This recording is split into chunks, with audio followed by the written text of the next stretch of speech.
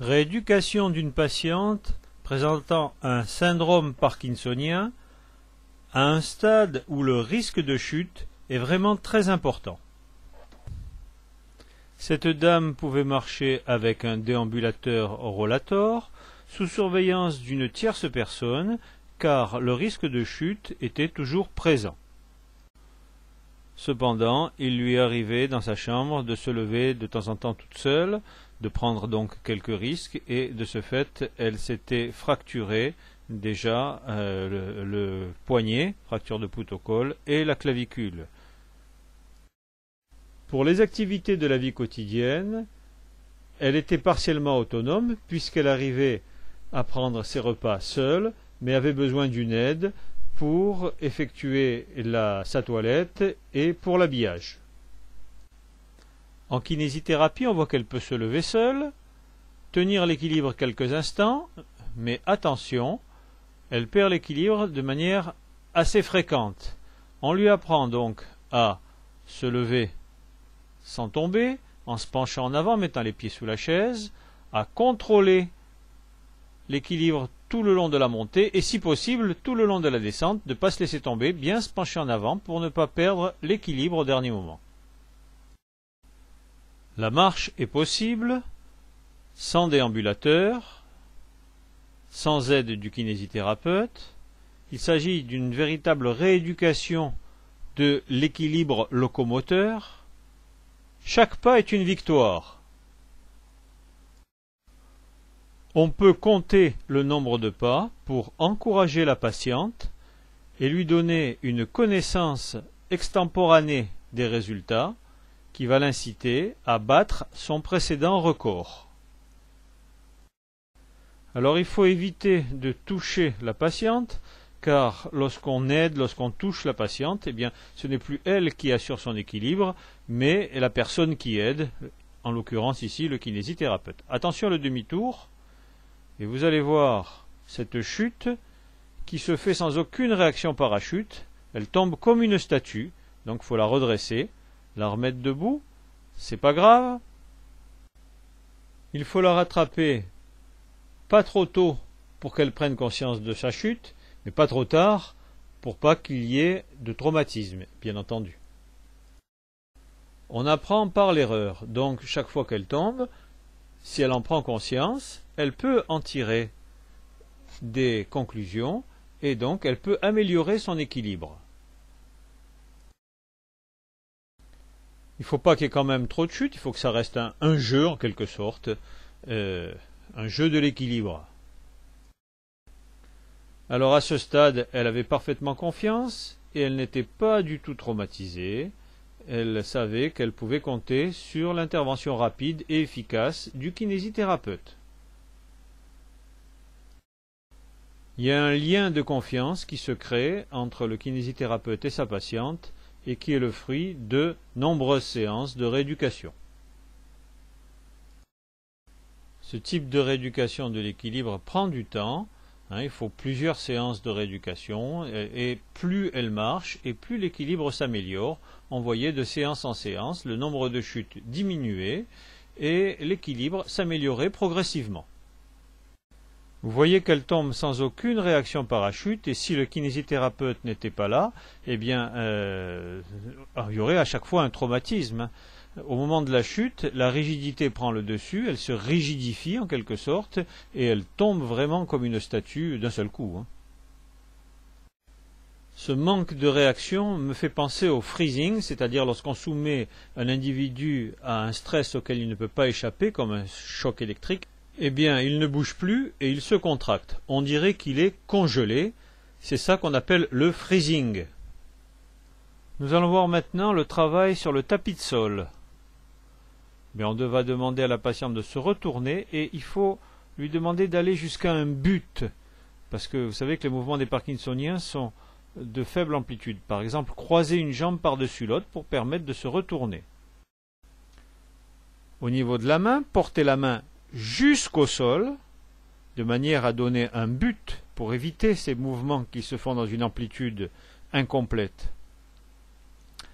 On voit le pied gauche qui tremble, tremblement parkinsonien. Pour se remettre sur le dos, c'est beaucoup plus facile. le fait de travailler au sol où il n'y a pas de risque de chute rassure la patiente. Ce qu'on a fait d'un côté, on va essayer de le faire de l'autre côté. Le kinésithérapeute devra s'abstenir de lui dire ce qu'il faut faire pour faire mémoriser l'enchaînement des exercices.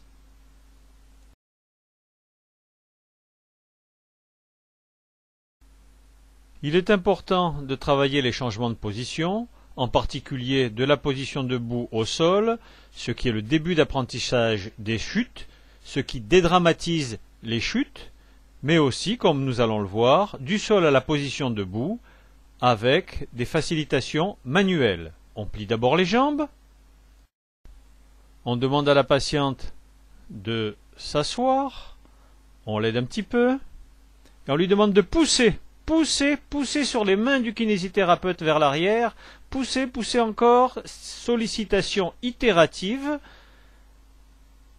en la gardant ni trop en arrière ni trop en avant, et voilà, travail des extenseurs du rachis et des membres inférieurs qui permet de passer en position debout. En complément de cette rééducation fonctionnelle qui est absolument indispensable, on peut faire une multitude de techniques pour ces patients. Parmi toutes ces techniques, nous allons voir les diagonales de Kabat, PNF Kabat, et notamment la technique très spécifique pour les parkinsoniens qu'on appelle initiation rythmique ou technique en 4 temps. Le premier mouvement est passif, le deuxième actif aidé, le troisième actif contre légère résistance et le quatrième actif contre une résistance plus forte et beaucoup plus rapidement. Premier mouvement passif, laissez-moi faire. Laissez-moi faire. Voilà, on va jusqu'à un but, jusqu'au côté opposé. Faites-le avec moi maintenant. Plus on part vite, et plus il va revenir vite. Allez, plus vite et plus fort. Encore plus vite, encore plus fort. Vous voyez, le retour a intérêt à être rapide, de manière à créer un phénomène de rebond. Et maintenant, laissez-moi faire. Même chose au niveau d'une autre diagonale. Laissez-moi faire. Jusque là, jusqu'en bas. Faites-le avec moi. Actif aidé, donc. Plus vite et plus fort. Avec cross stretch. Et encore plus vite, encore plus fort. Allez-y, encore une fois, allez. Encore plus vite, encore plus fort. Avant de se reposer. Une autre diagonale de Kabat. La même technique. Ce qu'on appelle le pumping, parce que le mouvement est pompé. Vous voyez qu'on va jusqu'à un but. On a mis une chaise et il faut aller toucher la chaise pour pas que le mouvement s'arrête à moitié. Voilà, faites-le avec moi. C'était le deuxième. Maintenant, attention, plus vite et plus fort. Bien jusqu'au bout. Et encore plus vite, encore plus fort. Bien jusqu'au bout.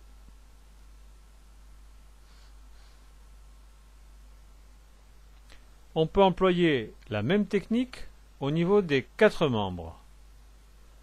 Voilà un exemple au niveau des membres inférieurs,